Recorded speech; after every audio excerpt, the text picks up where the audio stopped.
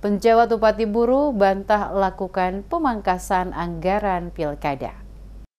Penjabat Bupati Buru Syarif Hidayat secara tegas mengatakan tidak pernah melakukan pemangkasan anggaran pilkada Kabupaten Buru tahun 2024 sesuai informasi dan pemberitaan yang beredar saat ini. Kepada sejumlah wartawan, Syarif Hidayat menjelaskan anggaran pilkada telah ditetapkan sebelum dirinya menjabat sebagai penjabat Bupati Buru, di mana telah dilakukan penandatanganan naskah perjanjian hibah daerah untuk pelaksanaan pemilihan kepala daerah tahun 2024 di Kemendagri sebesar 33 miliar rupiah.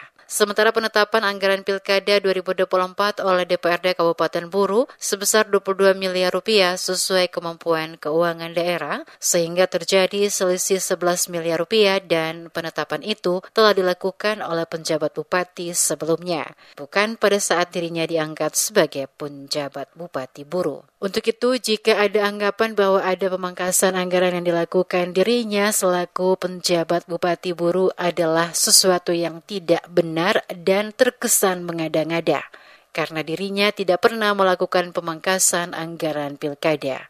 Adanya tudingan dari berbagai pihak yang ditujukan kepada dirinya selaku penjabat Bupati Buru yang sengaja melakukan pemangkasan anggaran pilkada di Kabupaten Buru adalah sesuatu yang salah dan keliru, dan hal ini perlu diluruskan sehingga tidak menimbulkan persoalan di tengah masyarakat.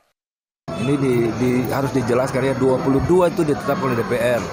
Sementara NPHD yang ditandatangani di Kemendagri itu 33. Itu sebelum saya hadir. Saya belum jadi bupati. Itu ditandatangani oleh bupati sebelumnya. Ada selisih 11 miliar. Dan itu sudah terjadi seperti itu. Jadi tidak ada orang pangkas memangkas, sudah terjadi seperti itu sebelum saya datang. Nah, ketika saya datang, saya lihat ada selisih 11 miliar antara keputusan DPR lewat APBD, penetapan APBD, dan keputusan NPHD.